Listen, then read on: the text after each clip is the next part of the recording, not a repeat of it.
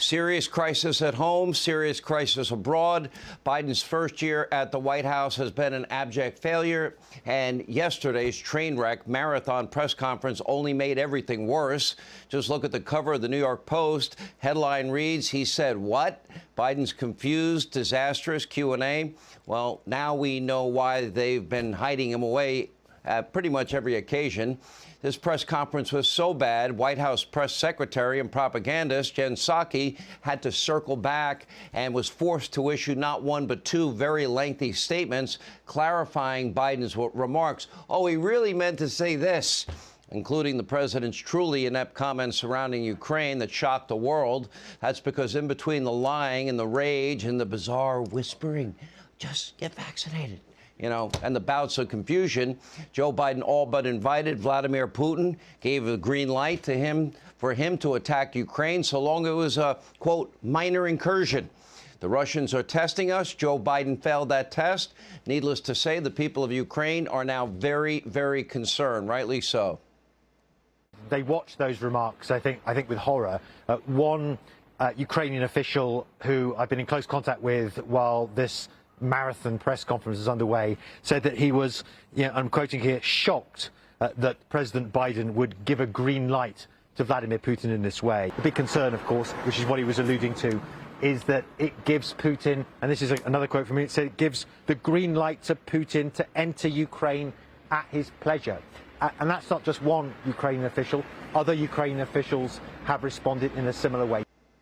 Today's Ukraine president also issued a response, tweeting, quote, "We want to remind the great powers there are no minor incursions and small nations, just as there are no minor casualties and little grief from the loss of loved ones.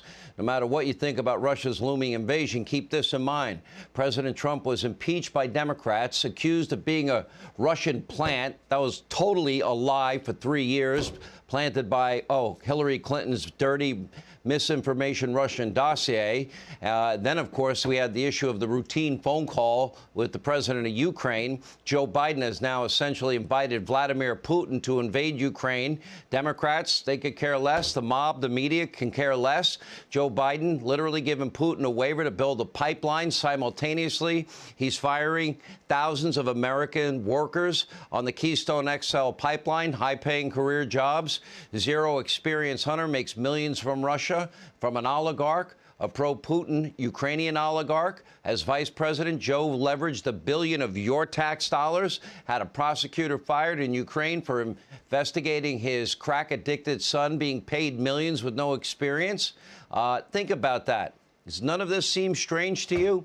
Let's ask the question, what if his last name was Trump? And still Biden's presser was so terrible in many ways that some in the media mob, they couldn't even hide their shock and horror. Take a look. It was a terrible moment in the press conference when he talked about a minor incursion. There is no minor incursion. At the end of the press conference, if you have to put a statement out to try to clean up what happened in the press conference, that's never a good thing. I think it's have to be honest that you can be a foggy, meandering president, say like Reagan near the end, if you're winning. But if you're foggy and meandering on key questions and you're also not winning, then you've got a real problem. Yeah, let there be no mistake. He's no Ronald Reagan. Now, in fairness to Joe, there was at least one person that apparently loved his performance. The #1 chief conspiracy theorist in all America, Rachel Maddow, claiming Biden held a lengthy press conference to show off his tremendous stamina in front of Vladimir Putin. Oh, OK. Now, of course, that stamina completely evaporated today as he tried to avoid and ignore any and all tough questions surrounding his blunder with Putin and Ukraine. Take a look. Why are you waiting on Putin to make the first move, sir? Now, that was a question from our very own Fox News correspondent, Jackie Heinrich. And according to Obama's director of global engagement, quote, "It isn't a stupid question. It's a really important one. We continue to allow Putin to set the terms, timeline, and trajectory of this crisis. It's time we stop being so reactive and start creating some of our own conditions." Now, if Joe Biden actually wants to see something really stupid, he might want to look in the mirror because, according to his own colleagues, Joe was allegedly considered one of the dumbest U.S. senators in Congress, and now his steep cognitive decline is only making that matter really worse. In fact, today, for the second time, he could not even remember the name of his own infrastructure czar.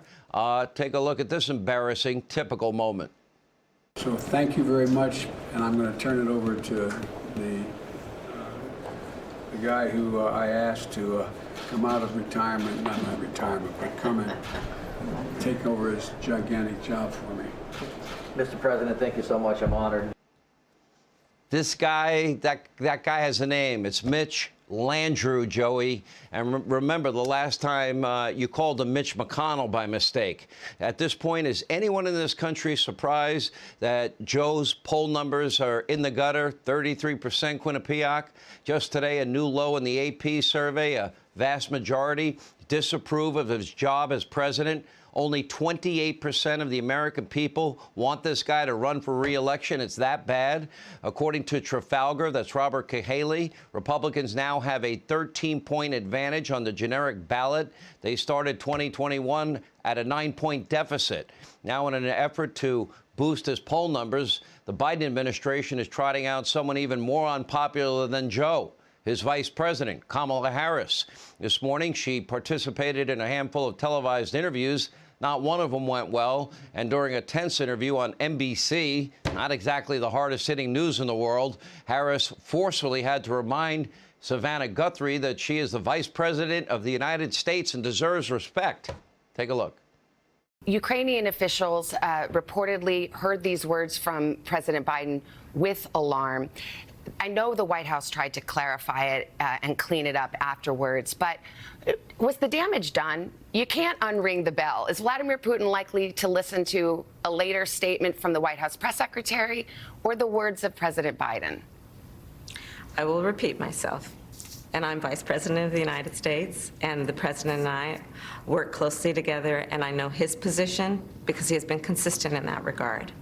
Almost sounds like Al Franken on Saturday Night Live. Tonight, it's clear we have a president and a vice president. They are not up to this job. But I know this, and you know this, America's enemies, they're also seeing everything we're seeing. And sadly, tonight, as a result, the world and our country is less safe and it is less secure. Hey, Sean Hannity here. Hey, click here to subscribe to Fox News YouTube page and catch our hottest interviews and most compelling analysis. You will not get it anywhere else.